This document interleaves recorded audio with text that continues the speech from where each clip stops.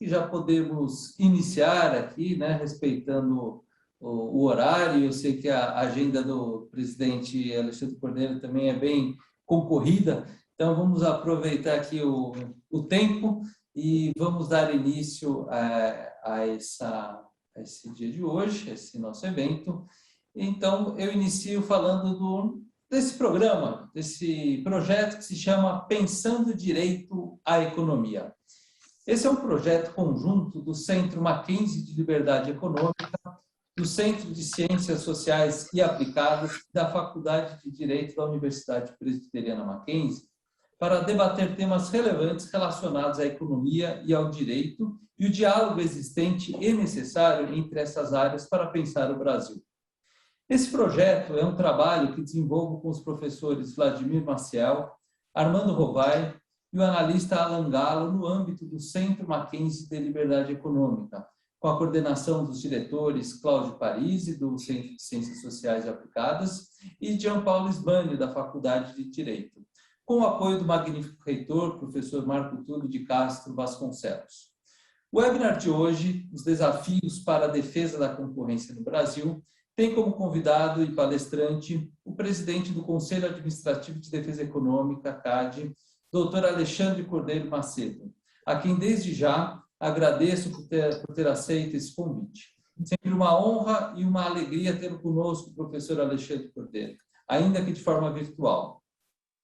Ex-conselheiro do CAD e ex-superintendente-geral da autarquia durante 2 mandatos, assumiu a presidência do CAD em julho deste ano, com mandato até julho de 2025. Possui dupla graduação em Direito e Economia, é doutorando em Direito Econômico pela Universidade Federal de Minas Gerais, mestre em Direito Constitucional pelo Instituto Brasiliense de Direito Público, pós-graduado em Processo Administrativo Disciplinar pela Universidade de Brasília. É Visiting Scholar e International Fellow do Global Antitrust Institute da Anthony Scalia Law School, George Mason University, em Washington. É auditor de carreira da Controladoria Geral da União desde 2006, onde foi assessor e chefe de gabinete do Corregedor-Geral da União. Foi secretário executivo do Ministério das Cidades. É professor de Direito Econômico e de Análise Econômica do Direito da Escola de Direito de Brasília, IDP. É professor convidado em diversos cursos de pós-graduação. Organizador e autor do livro Tópicos Especiais de Direito Concorrencial. Autor de vários artigos e livros, revistas e jornais.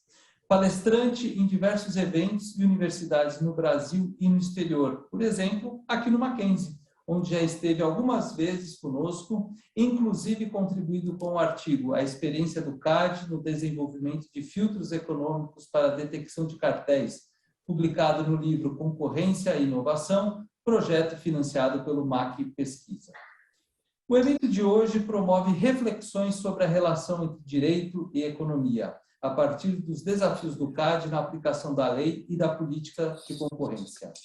Tema da maior importância para o país, que é também objeto da disciplina Competition Policy for Economic and Human Development e Teoria Jurídica do Mercado, do Programa de Pós-Graduação em Direito Político e Econômico do Mackenzie, bem como da disciplina Direito Econômico e Concorrencial, disciplina da graduação em Direito, e do Grupo de Estudo de Direito da Concorrência, grupo de pesquisa reconhecido pelo CNPq. Por se tratar de evento oficial da Universidade Presbiteriana Mackenzie, iniciamos com a devocional e já passo a palavra ao capelão, reverendo Dr. Jonatas Abdias de Macedo. Muito boa tarde, é uma alegria e um grande privilégio estar aqui com vocês e abrir este evento com uma breve palavra devocional. Pensando no tema que está sendo proposto, eu acho que, por óbvio, eu devo me resguardar de falar sobre concorrência nestas áreas quando se trata da Bíblia. Entretanto, não porque não tenha, mas porque seria objeto de estudo muito mais profundo do que eu tenho me aprofundado na Bíblia para poder falar. Entretanto, quando a gente fala sobre os desafios de aplicação de uma lei, não tem como nós não nos lembrarmos de Josué. Josué não era o promulgador da lei. Josué era o herdeiro da missão de Moisés de fazer o povo, saindo do Egito, entrar agora na terra prometida em Canaã. No momento do seu chamado, no momento em que ele recebe o alto encargo de liderar o povo, agora no lugar de Moisés, o próprio Deus lhe disse a respeito dos desafios, e um desses grandes desafios era justamente o de aplicar a lei de Moisés. No primeiro capítulo, no início do livro que leva o seu nome, Josué, no verso 7, ouve da parte de Deus: tão somente ser forte e muito corajoso, para teres o cuidado de fazer segundo toda a lei que meu servo Moisés te ordenou. Dela não te desvies, nem para a direita, nem para a esquerda, para que sejas bem-sucedido por onde quer que andares. Observaram que os desafios de fazer uma lei ser cumprida, de se andar segundo a lei promulgada, exige, no mínimo, 2 atributos iniciais: força e coragem. Então, há aqueles que têm a iniciativa e há aquele que tem a responsabilidade de palestrar. Meus parabéns. O mero fazê-lo já é uma demonstração de força e coragem. Mas muito mais do que isso, fazer valer a lei o será na prática. Mas observe que o que Deus está fazendo aqui com Josué não é apenas recomendá-lo ou reconhecer essa necessidade, mas encorajá-lo. Recebam o encorajamento da parte de Deus quanto a esta nobre missão. Tão somente ser forte e muito corajoso para teres o cuidado de fazer segundo toda a lei. Isso é muito importante porque há momentos em que os desafios são tamanhos que nos faltam ou força ou coragem. Por outro lado, saber que Deus está dizendo isso a alguém que ele anteriormente já havia inclusive prometido sua presença desde o início até o fim, é um grande consolo para nós, porque nós estamos aí diante de um Deus que não nos desamparará nesse processo tão importante. E uma última coisa que eu posso ressaltar desse texto é justamente essa busca por fazer aquilo que está na lei de maneira objetiva, ou seja, como ele diz, não te desvies nem para a direita, nem para a esquerda, para que seja bem-sucedido por onde quer que andares. Nada mais do que a escorreita aplicação da lei exige-se daqueles que procuram colocá-la em prática.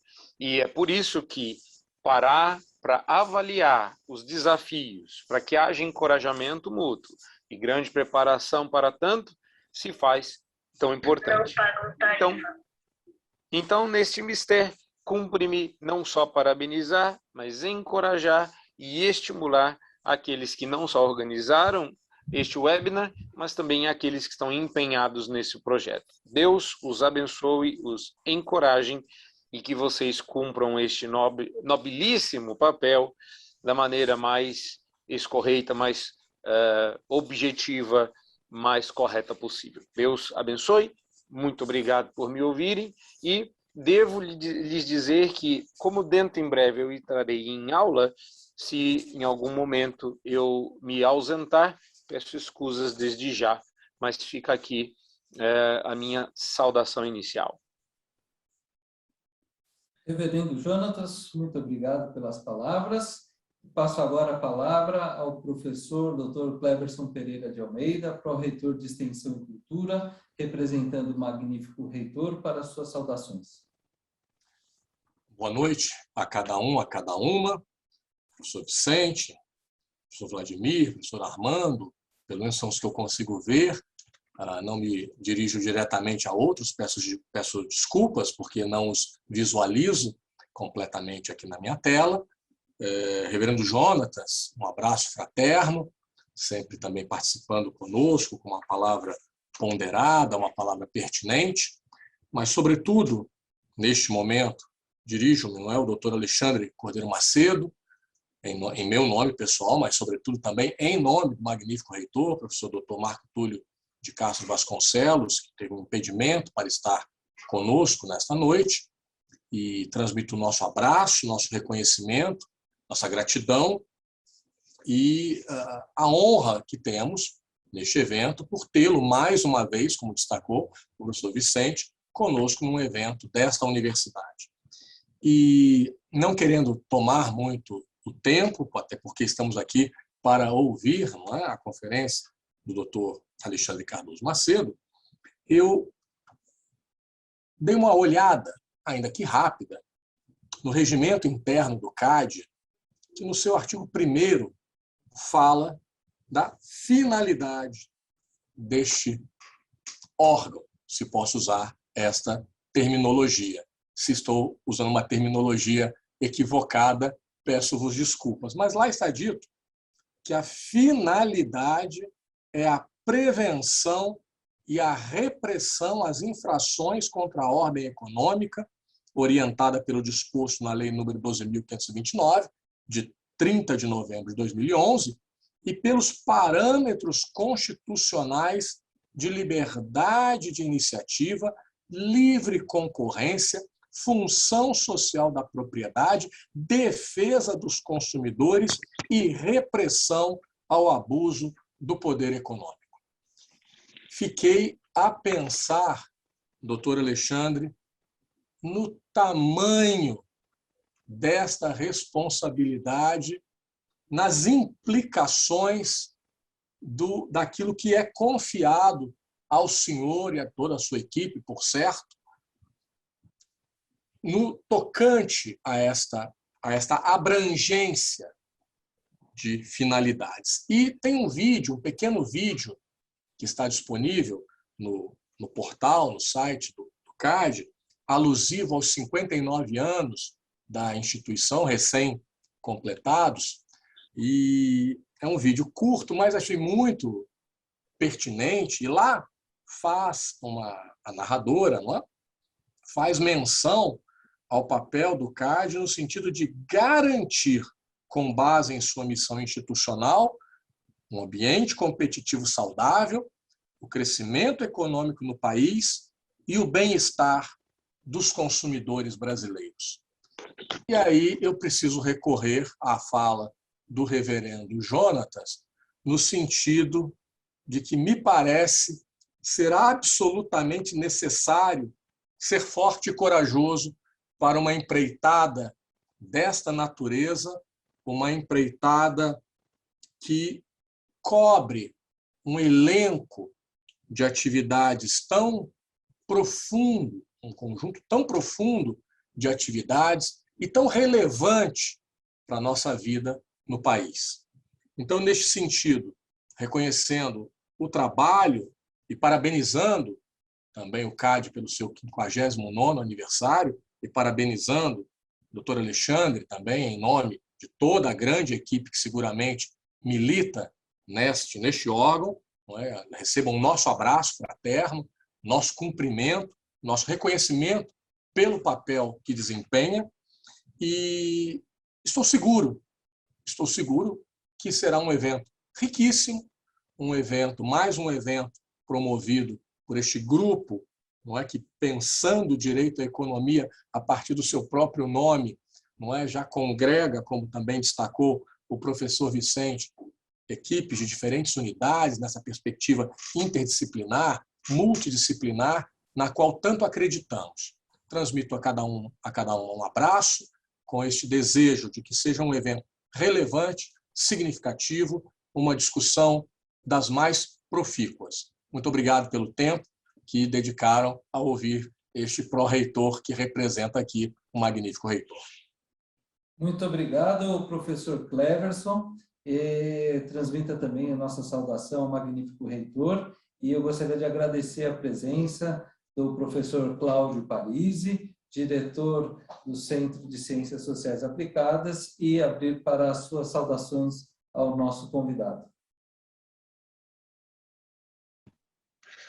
Boa noite, professor Vicente Bagnoli. É uma satisfação estar nesse evento. Cumprimento ao professor Cleverson Wilson Pereira de Almeida, representando nosso magnífico reitor, professor Marco Túlio, ao professor Armando Rovai, todos os colegas da Faculdade de Direito, a nossa saudação, ao professor Vladimir, pela condução do nosso Centro Mackenzie de Liberdade Econômica, e queria cumprimentar especialmente ao professor Dr. Alexandre Cordeiro por aceitar participar do nosso webinar. Sinta-se acolhido e bem recebido por essa casa.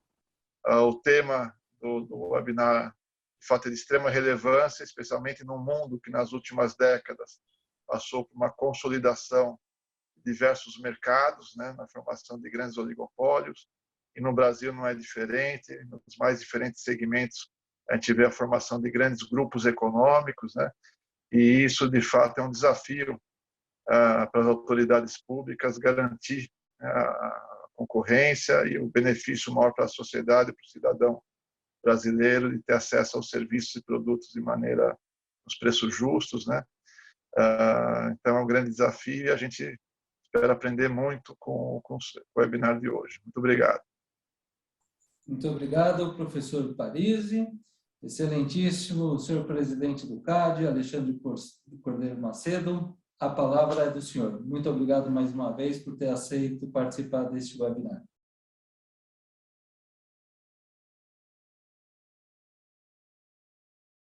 Pronto, agora eu consegui aqui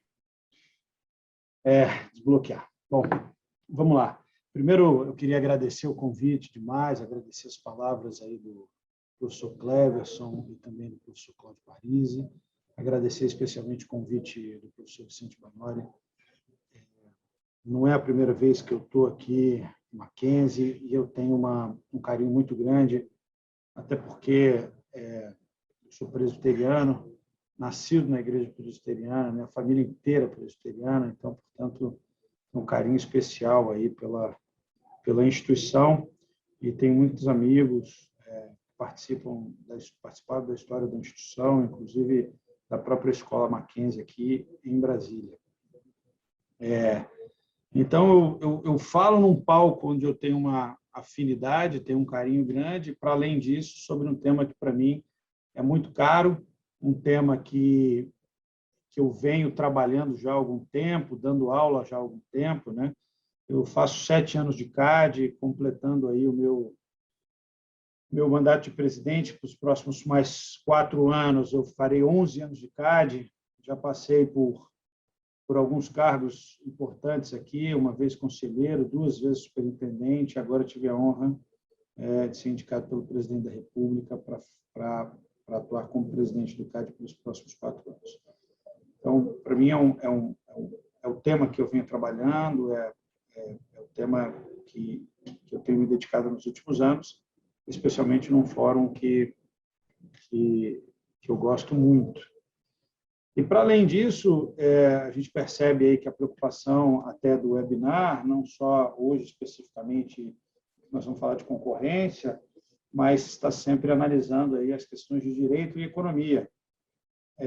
Matéria essa que também desperta muito meu interesse, em função de ter uma formação econômica, né, também ter a formação jurídica e dar aula em algumas universidades sobre o tema de Law and Economics, economia comportamental, como aqui na Escola de Direito de Brasília, no IDP, como na Unicamp, na pós-graduação na Unicamp de Análise Econômica do Direito, e em algumas outras instituições, como a Federal do Rio Grande do Sul, a Faculdade de Direito de Vitória, e mais algumas outras. Então, é um tema que, para mim, desperta muito interesse, e eu acho que às vezes, se a gente começar a pensar o direito com alguns fundamentos econômicos, a gente pode ter um instrumento que nos ajude ainda mais a interpretar com um pouco mais de objetividade as normas que se encontram postas aí no país. Bom, o tema é amplo, né, doutor Vicente? Desafios, futuro da concorrência, futuro do CAD. Eu pensei, eu não sei quanto tempo eu tenho para poder falar, mas eu pensei em falar pouco e a gente abrir para debate. Às vezes é melhor, às vezes eu vou falar alguma coisa que vocês não estão tão interessados e às vezes vocês estão interessados em saber alguma coisa que está acontecendo agora, ou puxar um tema técnico específico que vocês queiram discutir, como economia digital, como qualquer outra coisa. Eu não vim com nenhum discurso pronto, ao contrário, eu vou falar de uma maneira geral dos desafios, o que tem acontecido no CAD, o que tem acontecido no mundo, em alguns minutos. Pelo menos vai dar alguns insights aí para vocês poderem buscar alguma coisa e fazerem as perguntas, e aí a gente aprofunda nos temas que vocês tiverem mais interesse. Só um minutinho, chegou um negócio urgente aqui para mim.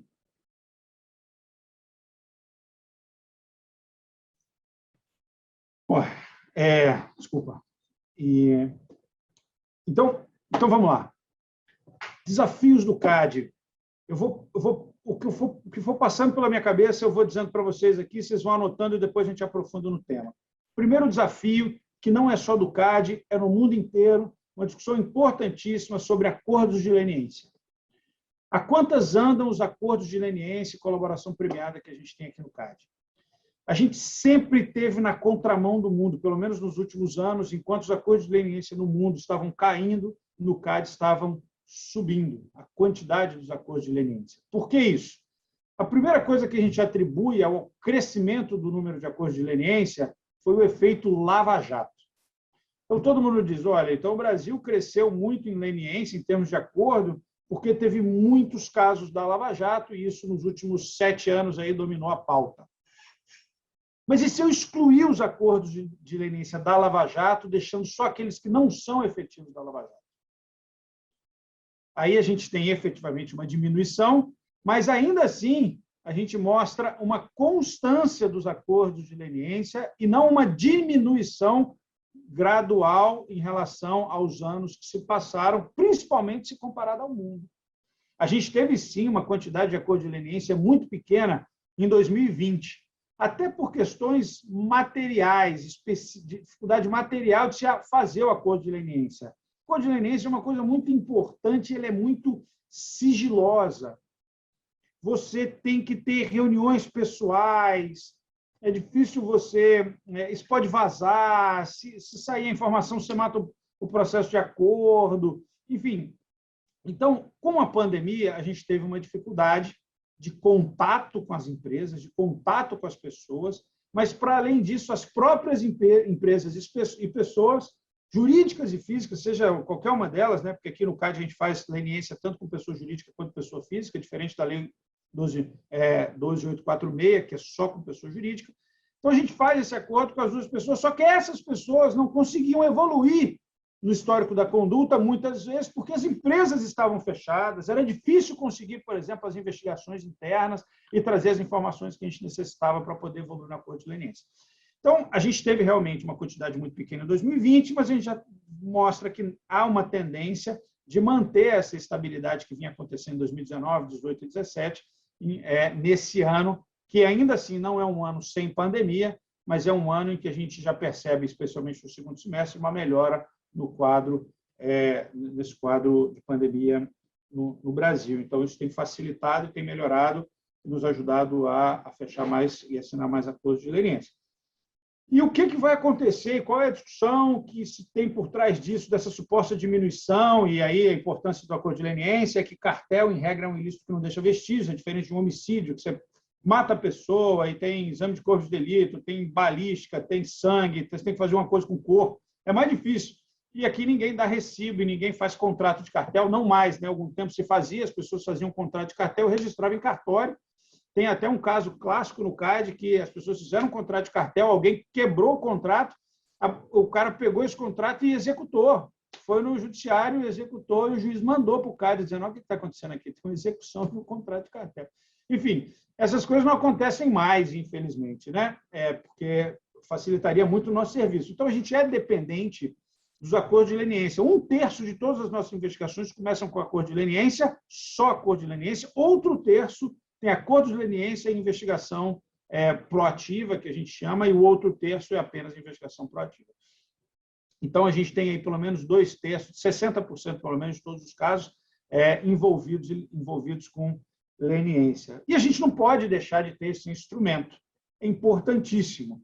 E o que a gente faz para manter isso vivo? A gente preserva sempre a regra de ouro. E a forma como o Brasil cuida dos seus acordos de leniência é elogiada no mundo inteiro. Estados Unidos elogia, Europa elogia, e o nosso programa de leniência é um programa muito robusto. E tudo isso passa pela confiança que as partes têm na instituição. Não se faz acordos com quem você não confia. E as partes confiam no CAD. Sabe que daqui não vai vazar informação, sabe da qualidade do acordo de leniência, sabe que não há coação. Ao contrário, a gente preserva a regra de ouro, que é aquele que colabora nunca pode estar em uma situação inferior do que aquele que não colabora. E, para isso, até o CAD apoia e trabalhou em um projeto de lei que muda essa estrutura de incentivos quando você fala das ações de reparação de danos. Porque, veja, muitas das jurisdições aí afora, o maior enforcement não é da instituição pública, mas sim enforcement privado. 90% do enforcement americano é enforcement privado, não é público, né? Muitas vezes as empresas chegam ao CAD dizendo o seguinte: poxa, mas eu vou fazer um acordo de leniência, depois eu vou me expor num processo de reparação de danos em que possivelmente o que eu vou pagar de reparação de danos vai ser maior do que a multa que o CAD vai me aplicar. Então, não tem racionalidade eu vir fazer o acordo de leniência. E o projeto de lei trata justamente dessa estrutura de incentivos, dizendo o seguinte: quem não colaborar vai pagar a indenização em dobro. É o que a gente tem carinhosamente chamado de double damage. Então, isso é uma coisa importante. Isso não quer dizer que quem colaborou não tem que pagar o dano. Vai pagar o dano. Só vai pagar o dano uma vez. Quem não colaborou, paga 2 vezes. Isso é importante. Para além disso, tem projetos de lei no CAD para diminuição da quantidade de conselheiros, saindo de 6 para 4, então ficariam 4 conselheiros e um presidente, hoje são 6 conselheiros e um presidente. Tem a exclusão também do mandato do procurador-geral. Hoje, o procurador-geral tem um mandato de 2 anos, podendo ser reconduzido uma única vez, que é indicado pelo presidente, sabatinado pelo Senado, assim como os conselheiros, o superintendente-geral e o presidente. A gente tem discussões importantíssimas, tema do momento, que a gente não tem como fugir disso no futuro, que é as questões de economia digital. Isso tem abalado o mundo da concorrência.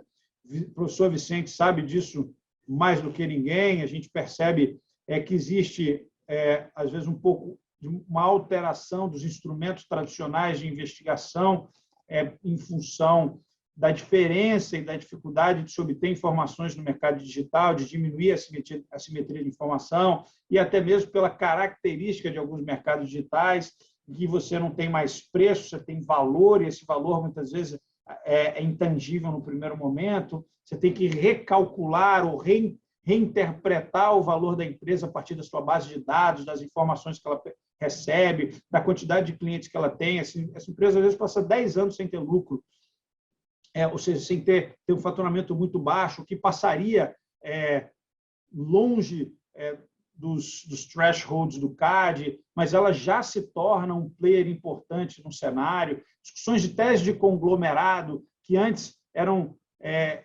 deixadas de lado pela Escola de Chicago, lá nos Estados Unidos, agora o próprio FTC e o DOJ têm se preocupado bastante com efeitos de conglomerado quando se trata de economia digital. Se analisar a última sessão do CAD, teve até um pedido de avocação que não foi aprovado pelo CAD, mas um pedido de avocação em um mercado de economia digital, e que existe uma discussão importante sobre isso.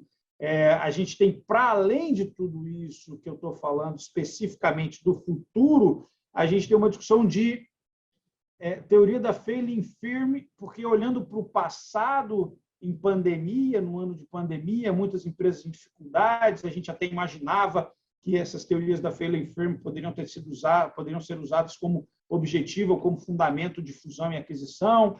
Então, isso acabou não acontecendo, mas a gente ainda tem dúvida se não vai ter agora algum tipo de discussão sobre teoria da failing firm.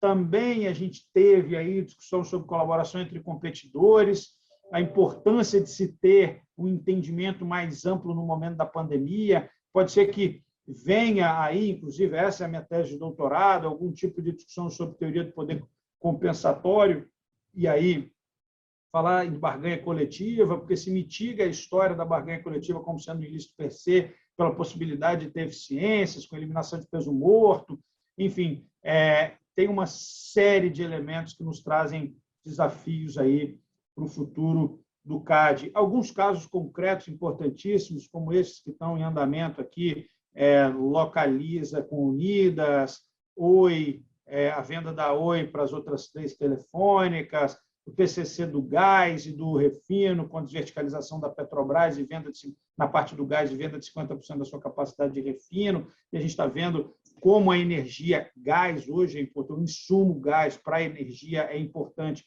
para a indústria brasileira e para a comunidade como um todo. A gente está vendo agora o problema hídrico que a gente está tendo com as faltas das chuvas, a necessidade de ligar as termoelétricas e, portanto, o gás chegando muito caro. Se a gente tivesse uma estrutura de um novo mercado de gás realmente aberto com competitividade, a gente poderia ter hoje um valor baixíssimo aí da energia vindo das termoelétricas. A gente tem, para além disso, o incentivo dos consumidores livres para comprar gás de novas produtoras a partir da desverticalização. A gente tem, e essa desverticalização inclui, inclusive, a venda da Gaspetro, a vinda de um novo player, toda a relação da Petrobras com esses novos players em relação às distribuidoras de gás estaduais, aquela preferência que o Estado vai comprar parte ou não vai. Isso tudo está passando pelo CAD agora, né? Isso tudo está acontecendo, isso mexe efetivamente com a vida de cada um de vocês, porque quando você abre o seu gás lá, você vai saber se você está pagando caro ou se está pagando barato a partir da competitividade que tem ou não no setor. E é por isso que a gente incentiva muito na concorrência, porque a gente sabe que no final do dia o que gera inovação, melhor qualidade dos produtos, preços baixos, é justamente a existência de competição, né?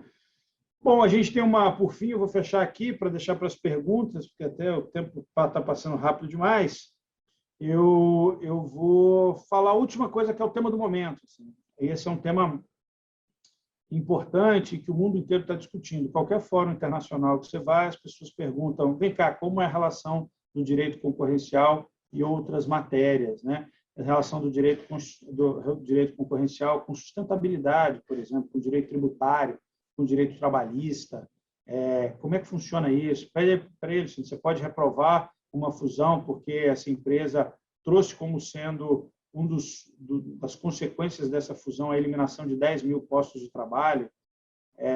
Mas essa empresa está destruindo o meio ambiente, você vai aprovar a fusão dela mesmo assim? Ela é um devedor quanto mais ela não paga tributo. Isso aí não seria um ilícito concorrencial, porque quem não paga tributo tem vantagem competitiva. Essas são as discussões que são trazidas para o mundo inteiro. Algumas reuniões que eu participei fora do Brasil, uma em Washington, uma em Nova York agora, e todos os eventos que a gente tem da OCDE, da ICN, você vai ter sempre alguém tratando dessa questão e cada um vai para um lado. Então, você tem hoje, por exemplo, a nova composição do FTC lá, e do assessor do Biden, do TU e da Lina Khan lá no FTC, você consegue perceber que eles têm uma característica mais neobrandesiana, né? O que aqui eu no Brasil chamo carinhosamente de hipster do antitrust, né? Uma característica mais heterodoxa.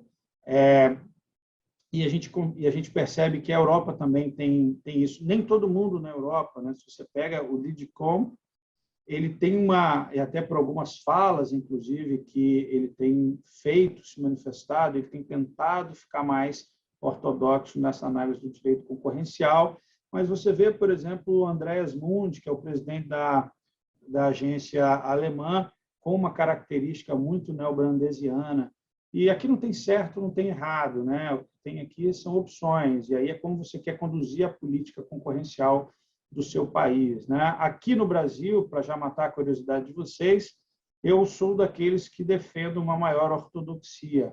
Eu acho que isso traz segurança jurídica, eu acho que isso é importante que o país, ou que o CAD especificamente, ele se mantenha na vanguarda e na ortodoxia da análise do direito concorrencial, de trazer o Consumer Welfare Standard como um pilar do direito antitrust. E muitos vão dizer, não, isso aí já está ultrapassado, a Escola de Chicago já era. Mas não é isso. O problema é que sem fechar os olhos para o que pode vir no futuro, não dá simplesmente para você abandonar tudo que foi feito nos últimos 30 anos, 40 anos ou até mais, 50 anos de história do direito concorrencial, né? E para dizer a verdade, tudo isso que nós estamos discutindo agora se remete a antes da Escola de Chicago. Então, não há nada de novo, há simplesmente uma retomada do que já se tinha no passado. O que não quer dizer, e com essa minha fala, eu fecho aqui, eu não estou querendo dizer em momento algum que tais questões,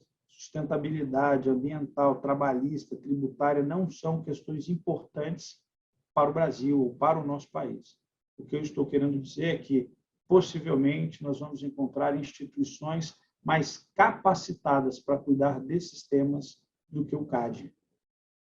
As decisões do CAD são muito técnicas, sob o ponto de vista jurídico, específicos do antitrust e econômicos. Quando eu começo a trazer questões alheias a essas matérias, eu posso estar abrindo uma caixa de Pandora, deixar as decisões do CAD cada vez mais subjetivas e podendo ir para qualquer lado, a depender do interesse, inclusive, político. Portanto, na minha visão, sem fechar os olhos para o futuro e sem reconhecer a importância de tudo isso, eu acho que a gente tem que tentar manter uma ortodoxia e, especialmente, dar ao mercado um melhor ambiente de negócios e maior segurança jurídica, e não é abrindo o leque dessas opções todas aí que a gente vai fazer isso. Bom, professor Bagnoli, vou ficar por aqui e estou aqui aberto às perguntas, quaisquer uma que os senhores tenham interesse em fazer e eu puder responder, terei o prazer. Obrigado, presidente, professor Alexandre Cordeiro. Bom, a sua ortodoxia não é só a sua, né? Por exemplo, em sua companhia temos Herbert Hovenkamp também, que segue essa mesma linha, é uma linha muito forte da George Mason University também. E, por outro lado, é curioso que hoje pela manhã, na abertura do evento da conferência anual da ICN, o Special Project foi discutido, era a sustentabilidade. Então, é um tema, né? Esses temas são interessantes, provocantes para quem estuda, para quem trabalha o direito concorrencial. E confesso que eu estou muito curioso para o seu painel nesta sexta-feira na ICN, onde se tratará das fusões, aquisições, das mergers. Aliás, o CAD é co-chair desse grupo de trabalho da ICN, e dentre outras pessoas que estarão dividindo aí o palco com o senhor, tem a Lina Khan, que nós sabemos é essa vertente mais, né, digamos, contra essas big techs, essas plataformas digitais, essa outra visão, como bem o senhor colocou, do hipster antitrust ou dos neobrandesianos. Muito bem, o senhor trouxe aí diversos pontos, eu gostaria de discutir desde o projeto de lei até essas outras questões, mas eu poderia ser acusado de abuso de posição dominante pelo fato de eu ser o moderador desse evento. Então, usando esse jargão concorrencial, não quero ser acusado de abusar dessa minha posição nesse webinar, e imediatamente, então, eu abro para perguntas e convido o professor Vladimir para que faça a sua primeira intervenção. Bom, doutor Alexandre, boa tarde, obrigado pela presença. Sou coordenador do Centro de Liberdade Econômica, mas também sou professor do curso de graduação e do curso de mestrado em Economia aqui da nossa universidade, né? Um curso de mestrado profissional em Economia e Mercados. E, pelo próprio título do curso, né, que a gente discute, dentre outras coisas, é funcionamento de mercado, né? A gente tem a disciplina de Economia de Empresas no primeiro semestre, no segundo semestre, dependendo da linha, né, tem uma optativa que é Economia da Regulação. Então, são temas que, seja defesa de concorrência ou regulação em stricto sensu, mas são temas que estão o tempo todo perpassando o nosso curso. E, particularmente, quando a gente para explicar a questão de fusão e aquisição e CAD, sempre vem um caso que é emblemático do começo dos anos 2000, que é o caso da Nestlé Garoto.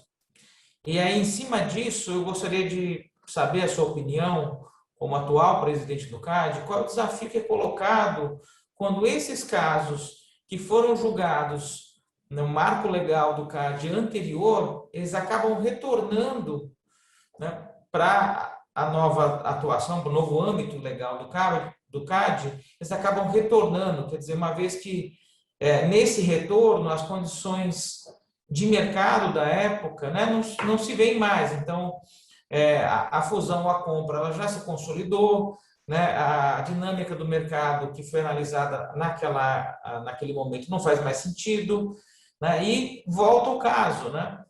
Quais são os desafios do ponto de vista técnico, né, particularmente nesse retorno de casos como o da Nestlé Garoto, nesse novo marco legal? Então, essa é a minha pergunta. Obrigado, professor. Obrigado, professor, pela pergunta. Bom, esse caso, por coincidência, quando ele voltou para o CAD em 2015, 2016, esse caso foi julgado. Ele foi protocolado no CAD em 2002, ele foi julgado pelo CAD em 2004. Para quem não conhece, quem não é da área de concorrência, aí, vale dizer que naquela época, antes da Lei 2.529, naquela época a gente tinha uma estrutura de notificação a posteriori, ou seja, as fusões e aquisições eram consumadas, as partes consumavam a fusão e tinham 15 dias para notificar o CAD.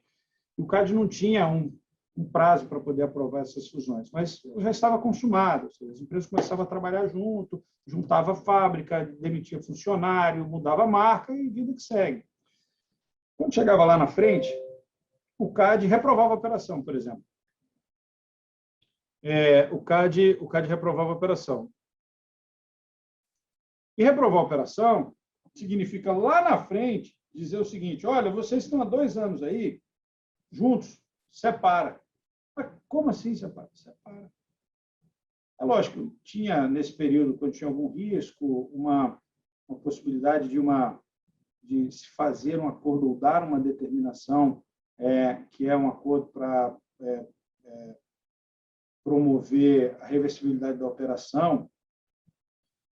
Mas, a rigor, quando a operação estava já consumada há 2 anos, quando o CAD vinha com uma determinação de dizer o seguinte: olha, separa, as partes corriam ao judiciário, ajuizavam uma ação contra a decisão do CAD e diziam: olha, o CAD está mandando separar, mas eu já estou junto há 2 anos.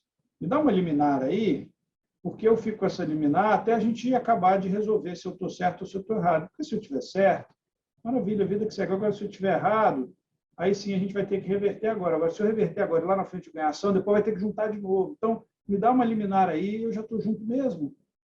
Pronto. Então, todas as liminares eram dadas numa situação dessa. O que aconteceu é que, com a alteração da lei, o sistema passa de notificação a posteriori para notificação prévia. As partes não podem consumar a operação até a aprovação do CAD, e o CAD tem 240 dias, mais 90 dias, ou seja, no máximo 330 dias para aprovar a operação. Para aprovar não, para analisar a operação, porque caso não analise nesse prazo, a operação estaria aprovada tacitamente. E aí ela não pode consumar, porque se ela consumar a operação, a gente abre o que a gente chama de APAC aqui, que é uma apuração em processo em áreas de concentração, para mostrar que houve ou não um gun jumping. Gun jumping é queimar largada, ou seja, é a consumar a operação antes da decisão do CAD. Neste caso da Nestlé da Garoto, como era na lei anterior, a gente lá no CAD decidiu em 2004, dizendo que reprova essa operação, separa, Nestlé não pode comprar Garoto. Garoto fez exatamente isso, entrou com uma ação judicial, ganhou uma liminar, o processo ficou suspenso e até hoje está no judiciário. Em 2015, quando eu entrei no CAD como conselheiro, teve-se uma tentativa de fazer um acordo para eliminar o processo judicial. E o processo veio para o tribunal e foi distribuído para mim. Eu fui o relator quando esse processo voltou.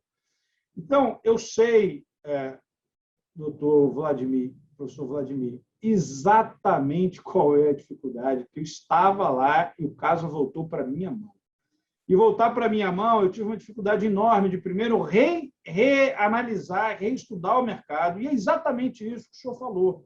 Não havia mais, 15 anos depois, 16 anos depois, as condições do mercado daquela época eram diferentes. Tanto é que um dos maiores problemas daquela época era a parte de cobertura de chocolate. E já não temos mais esse problema agora. O mercado mudou, as empresas mudaram, a forma de se fazer cobertura mudou. Interessantíssimo isso. Mas persistiam alguns outros problemas, um share muito alto ainda, as marcas muito consolidadas de uma empresa e da outra. E esse foi um dos trabalhos mais prazerosos que eu tive a satisfação de fazer aqui no CAD, e prazer literalmente, porque a gente foi visitar a fábrica da Garoto e é uma delícia, eu confesso para vocês que é uma delícia. Agora, eles já avisam no começo, você vai visitar a fábrica, mas não saia logo no começo, nós vamos passar por todos os chocolates, por todas as máquinas. Não saia comendo chocolate que nem um desesperado, porque você não vai aguentar chegar na terceira máquina de chocolate. Mas não tem jeito, a gente sai comendo chocolate, provando tudo que aparece. E aqui um parêntese, doutor Vladimir, é diferente quando você pega o chocolate acabando de sair dali, antes mesmo de embalar, do que desse que a gente compra no supermercado. É fresquinho, é completamente diferente, é uma delícia. E essas coisas vão ficando na nossa cabeça, né? Assim, eu precisei fazer uma visita em loco para entender como é que funcionava aquilo, para entender a história do chocolate, para entender, inclusive, isso vai ao encontro do que eu disse no meu último ponto ali, quando eu estava falando na palestra, entender a representatividade que a Garoto tem, por exemplo, com o Espírito Santo. A identidade da Garoto com aquele povo. Olha como isso é interessante. O sonho de valsa não é um símbolo da Garoto, é um símbolo do Espírito Santo. Hoje, quando você conversa com alguém do Espírito Santo, que eles falam da fusão da Nestlé e da Garoto, a primeira coisa que eles fazem é a Nestlé destruir a qualidade da Serenata de Amor, que é o chocolate, acho que eu falei outro nome lá, mas é Serenata de Amor. Eles falam isso porque existe uma identidade. Veja que essa empresa é o segundo maior pagador de imposto do Espírito Santo, emprega um monte de gente. Por isso, a história de que esses temas são importantes regionalmente falando, até para o país, para a comunidade, mas isso fica do lado de fora, por exemplo, de uma análise concorrencial. Isso é muito bacana. E qual a dificuldade que a gente teve no momento de fazer o acordo? Era de entender, com a nova dinâmica do mercado, como é que a gente poderia modular aquele ato de concentração e tomar uma decisão, e isso é importante, analisando o impacto dela, que tivesse o menor grau de intervenção possível e o maior impacto para a comunidade. Para a comunidade, eu digo, para os consumidores daquele local e do Brasil inteiro, porque o mercado relevante é nacional.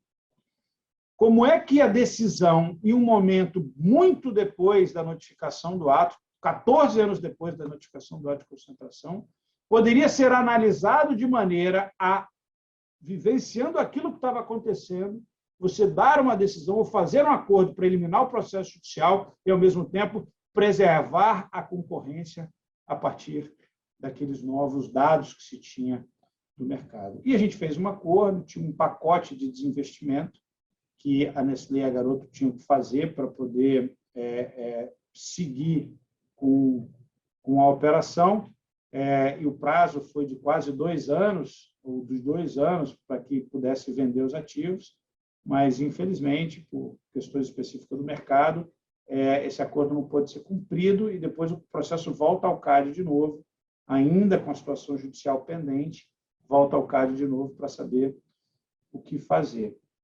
Na minha opinião, é que qualquer das análises que forem feitas, a partir de hoje, ela não pode ser feita com os requisitos e com os dados que se tinha em 2002 ou em 2004.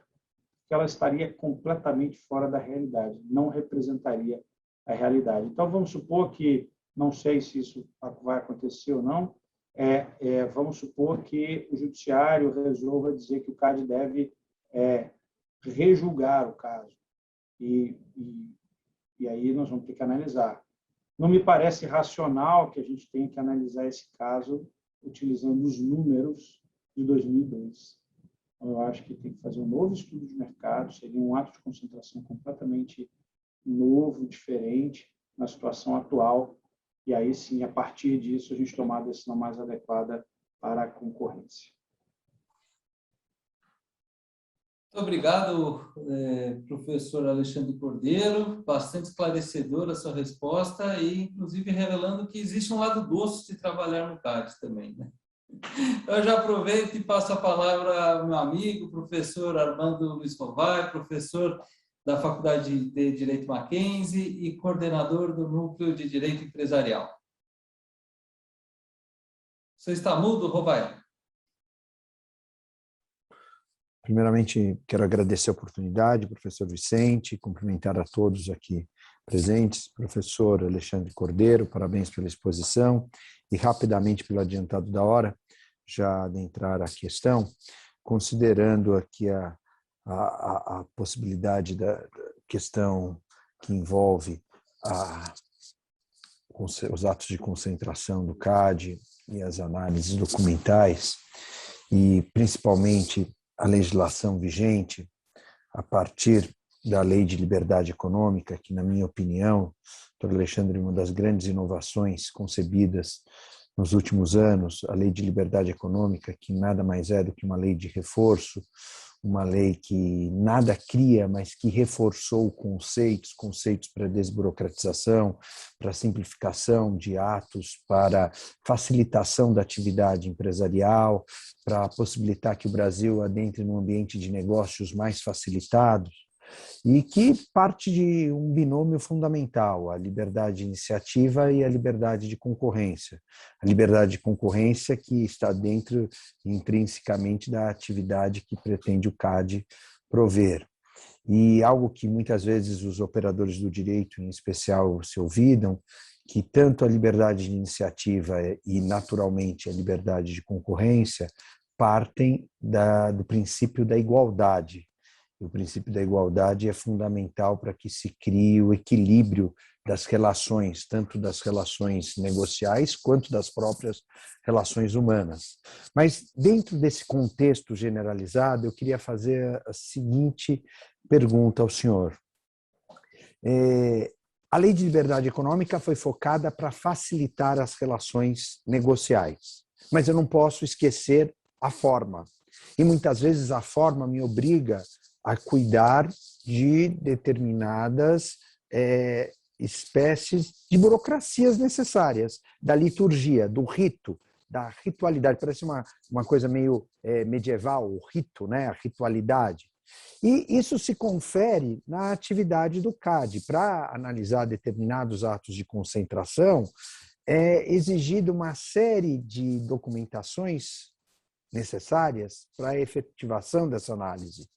Então, eu pergunto, como operador do direito, que o senhor também, evidentemente, acaba concebendo essa análise, o que seria possível, na prática, para analisar com lepidez os documentos necessários para proceder os atos de concentração, sem perder o rigor necessário da ritualidade, da liturgia, mas com velocidade, com lepidez, atendendo os princípios da economia de tempo, atendendo a desburocratização e a simplificação, que é aquilo que a liberdade econômica pretende efetivamente. E desejar muito obrigado, parabéns pela organização, Vicente, e não deixar de cumprimentar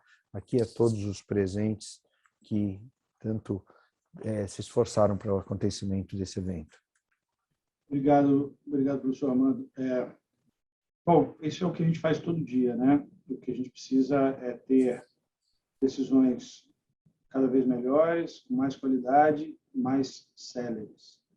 Evidentemente que ninguém vive sem rito, ninguém vive sem processo, e ninguém vive sem uma formalidade, porque é isso que muitas vezes vai lhe dar segurança jurídica para que você consiga entregar a prestação do serviço público de maneira adequada, impessoal e visando o bem público, porque senão cada um faz a coisa da maneira como entender.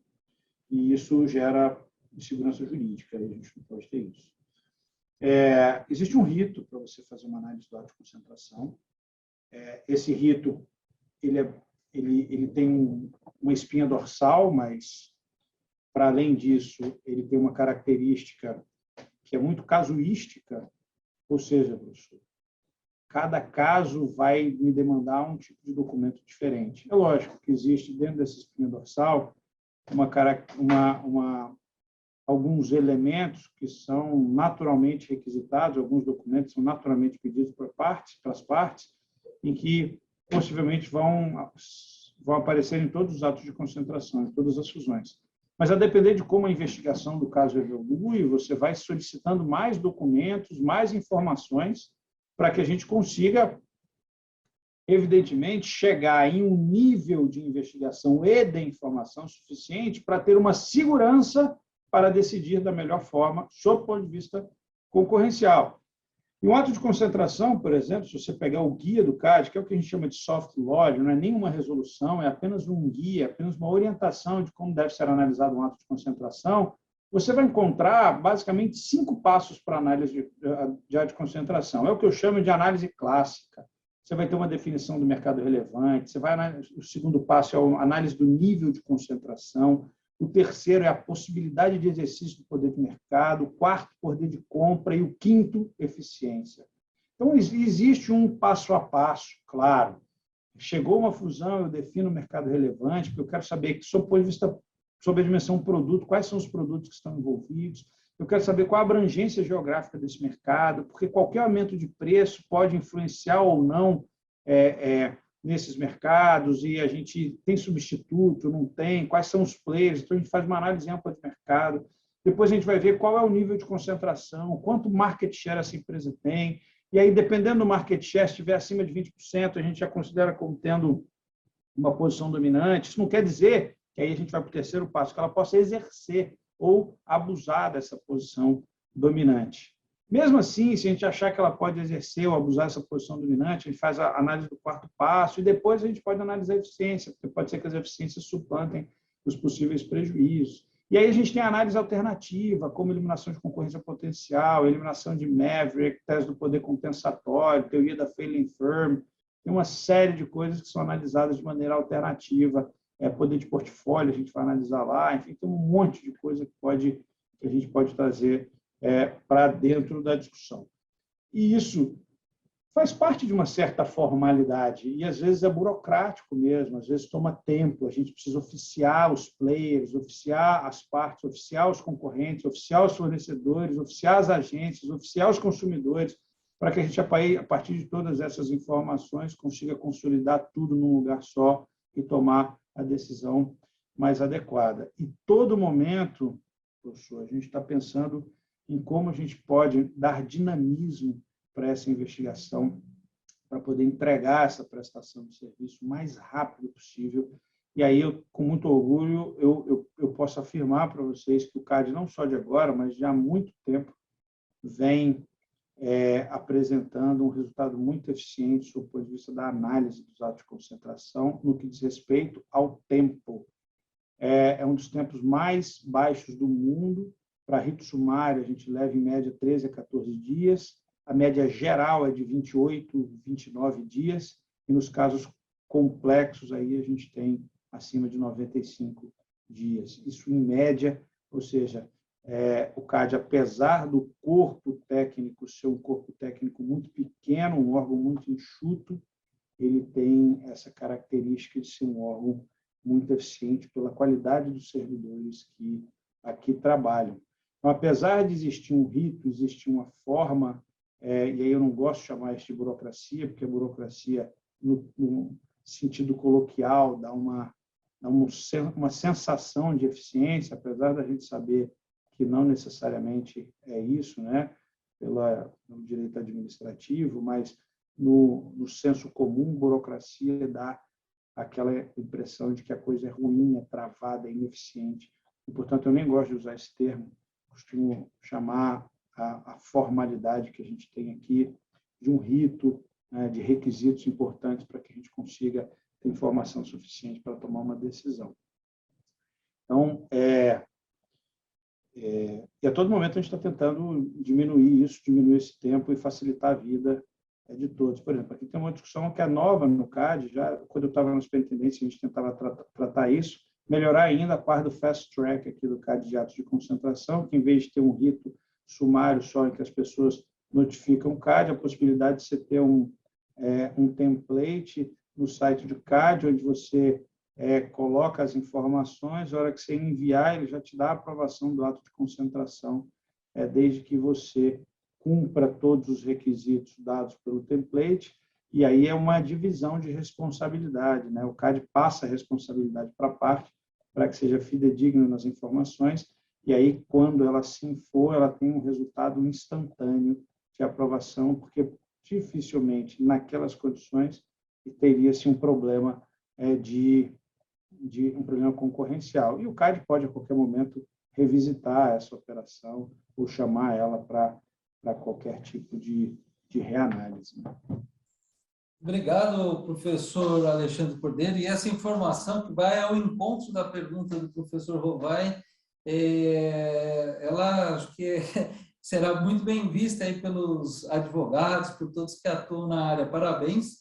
E lembrando que, num ano de pandemia, como foi 2020, a época o senhor estava na Superintendência Geral, o CAD conseguiu tocar muito bem, num ritmo muito rápido, os atos de concentração. Então, mais um ponto positivo aí, e fica aí meu cumprimento não só ao senhor, mas também a toda a equipe que se dedicou muito para atender esse dever num ano difícil como foi o da pandemia. Eu já gostaria de passar a palavra a Cristiane Bendini, que é doutoranda em Direito Político e Econômico, e a Glenda Laranjo, que é mestranda em Direito Político e Econômico pelo Mackenzie, que ambas façam suas perguntas e o doutor Alexandre ele responde as duas, uma vez que o nosso tempo já está um pouquinho apertado. Ok.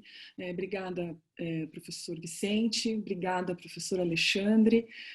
Muito bom estar aqui e ter a oportunidade de fazer uma pergunta ao senhor. E enquanto o senhor fazia a sua exposição inicial, tocou justamente no tema de sustentabilidade, que é um dos pontos de grande interesse para mim atualmente, justamente porque diversas iniciativas corporativas voltadas para a sustentabilidade têm sido cada vez mais apontadas como diferencial competitivo.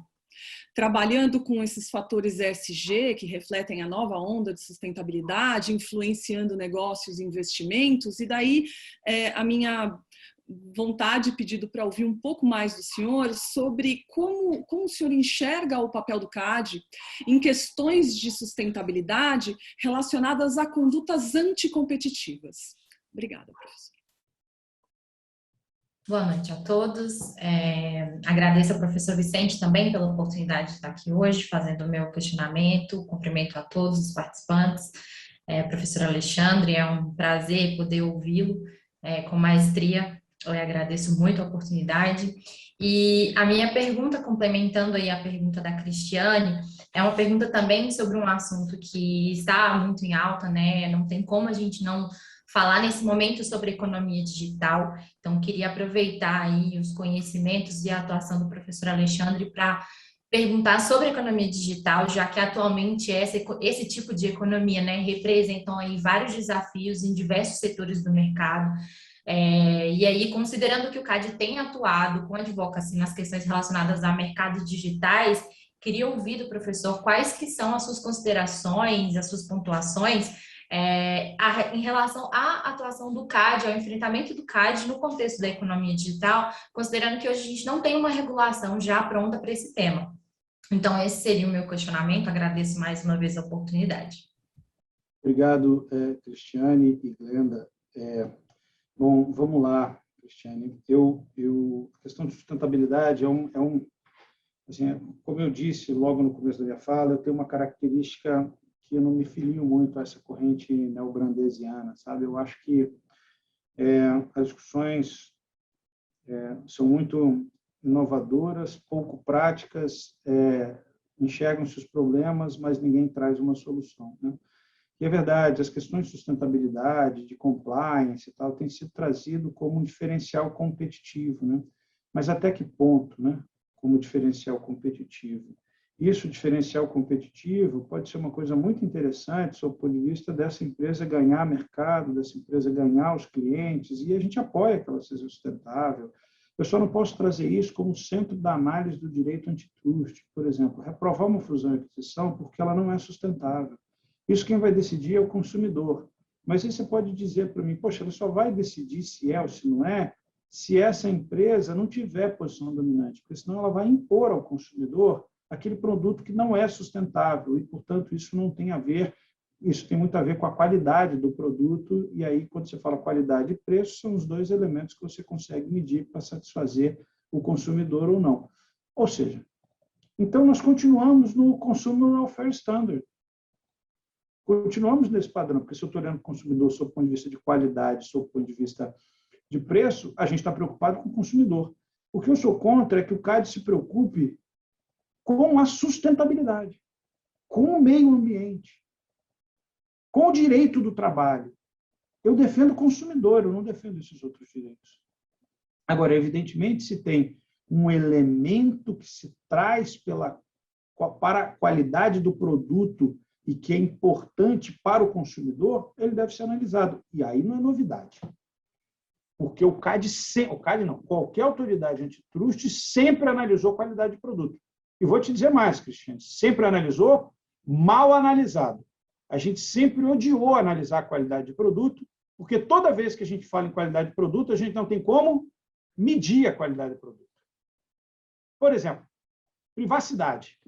Para você, é melhor uma plataforma com mais privacidade ou com menos privacidade? Depende da plataforma.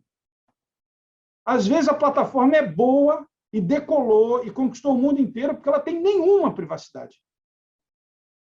Eu costumo brincar com os meus alunos de graduação, dizendo o seguinte, gente, o que vocês preferem, LinkedIn ou Instagram, hein? Professor, Instagram está claro. Instagram é uma bagunça danada, Facebook não, bagunça que eu digo assim, do seu ponto de vista de privacidade. Depois vai dizer que eu estou dizendo que o Instagram é bagunçado. Não tem nada disso. Sob o ponto de vista dessas normas. O LinkedIn tem uma estrutura específica profissional, ou seja, ele é mais chato mesmo. Então, é mais difícil. E a gente nunca, os competition guys, nunca se deram bem em analisar qualidade de produto, porque a coisa fica mais subjetiva, a coisa fica mais aberta. Para a gente é muito mais fácil trazer instrumentos econômicos de análise de preço, de possibilidade de pressão de preço, por isso que tem as métricas, por exemplo, de HHI, tem as métricas de C4, tem GUP, o PP, que são testes econômicos, são testes de screening que nos faz ter, pelo menos a partir de uma definição adequada de modelo, ter um resultado um pouco mais objetivo, o que nem sempre a gente acerta. Então, assim, a visão não pode ser estanque nem de um lado, nem tão aberta do outro. Se as instituições que defendem a sustentabilidade fizessem o seu trabalho de maneira adequada, não precisava trazer isso para a autoridade antitrust. E a autoridade antitrust, estão trazendo para a autoridade antitrust, porque a autoridade antitrust, não só no Brasil, mas no mundo inteiro, tem enforcement. Então, eu olho isso como assim, pelo amor de Deus, alguém me ajuda aqui, porque o cara não está pagando tributo. Alguém, vai na Receita Federal, vai na Secretaria de Fazenda, manda os caras realmente efetivarem a cobrança, muda a estrutura jurídica para que se efetue a cobrança de maneira adequada. Não vem dizer que o cara está tendo vantagem competitiva porque não paga imposto e, portanto, isso é um problema concorrencial. Aí eu tenho que criar uma tese de preço predatório para dizer que essa tese de preço predatório o cara está cobrando um valor abaixo do custo médio, que seria o custo médio ideal. Não, o custo médio é o custo médio dele mesmo, porque ele não paga imposto. Onde é que vai estar o prejuízo para o consumidor aí? Não vai ter o prejuízo para o consumidor. Não vai, porque ele vai quebrar o mercado inteiro, depois aí... Peraí, mas aí nós estamos falando de preço predatório, sabe quantas decisões tem no mundo de condenação por preço predatório? Quase nenhuma. No CAD, eu lhe garanto, nenhuma.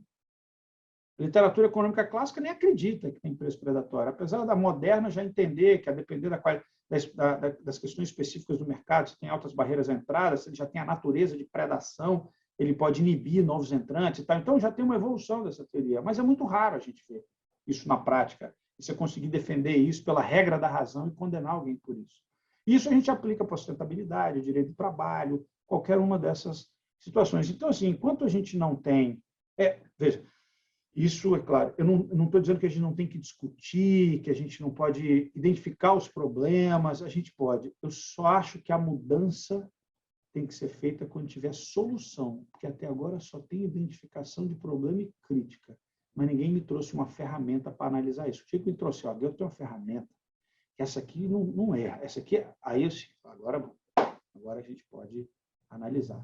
Traga não só o problema, traga a solução junto, que eu acho que é mais adequado para a gente poder fazer uma coisa séria. Aqui a gente não está, mais uma vez eu vou dizer, academia é importantíssima para o CAD, é importantíssima para o direito, para a economia.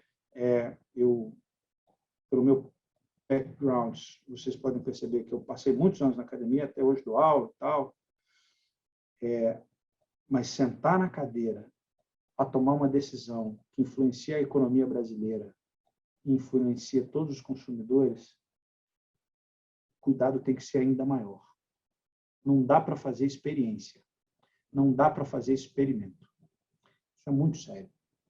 E essa responsabilidade é uma responsabilidade que quem senta nesse tipo de cadeira, ou cadeira que tem poder para poder decidir a vida das pessoas, tem que ser tomado essas decisões têm que ser tomadas com muito cuidado e sempre tentando vislumbrar o impacto que ela vai ter na vida dos brasileiros. É assim que eu penso, que eu tenho tentado levar a minha gestão. A segunda pergunta da Glenda é sobre economia digital. A economia digital, Glenda, é uma coisa que a gente vai conseguir fugir, não tem isso. E olha, uma coisa mais importante que eu acho que eu tenho percebido é que as pessoas entendem que a economia digital é como se fosse um mercado. Não, não é um mercado. A economia digital é um instrumento, é uma ferramenta.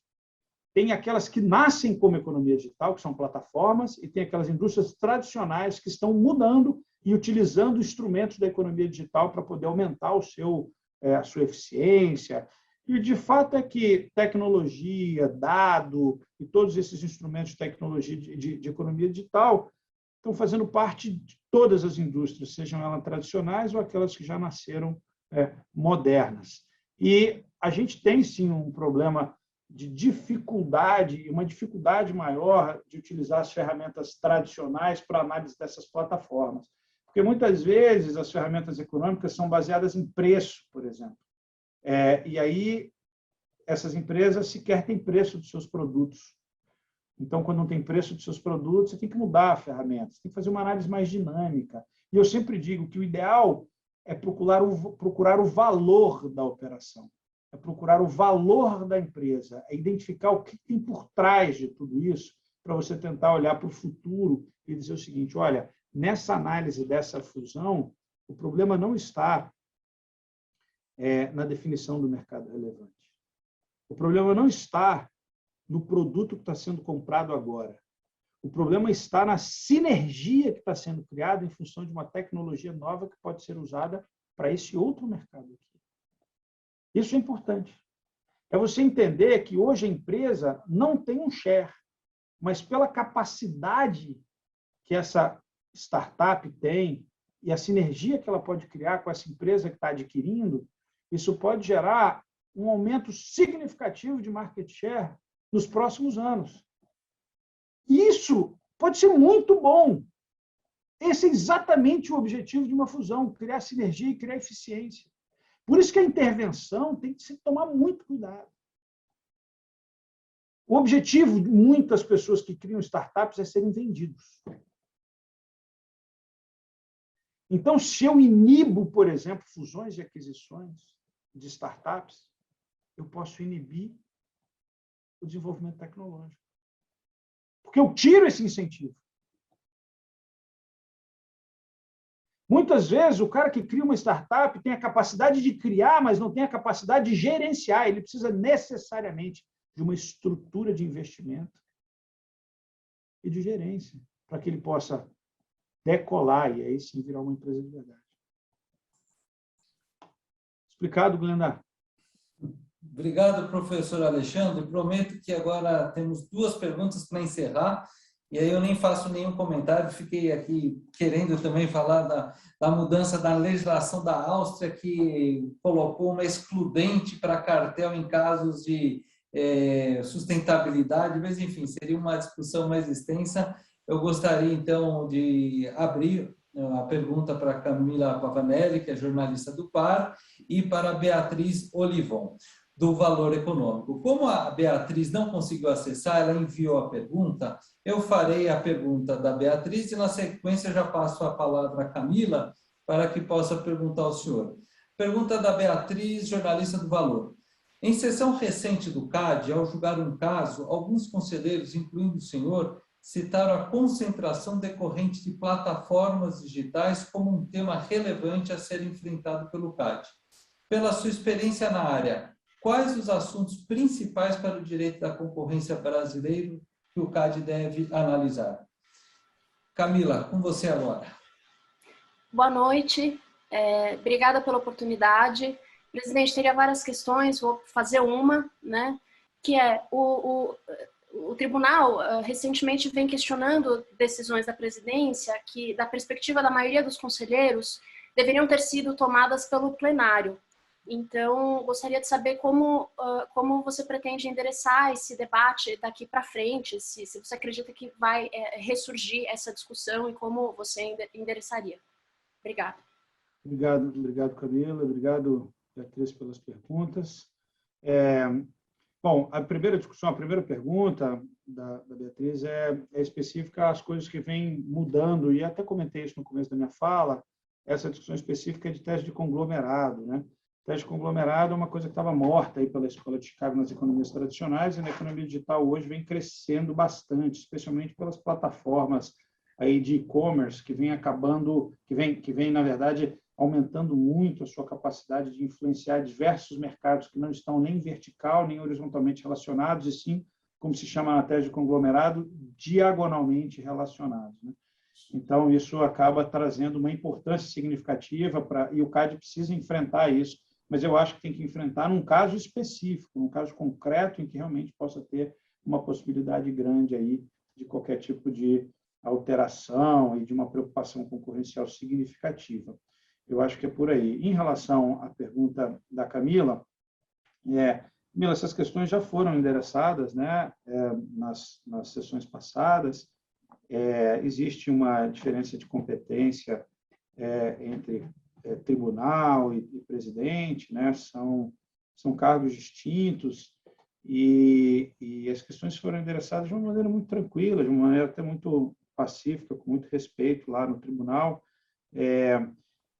Divergências de opinião, isso faz parte. O tribunal achava que, pelo menos na última sessão, o tribunal acha que o presidente não pode cancelar uma sessão sem pedir autorização do tribunal, por uma questão muito específica, que diz que o tribunal aprova as datas, né, mas é o presidente que convoca, então são competências diferentes mesmo.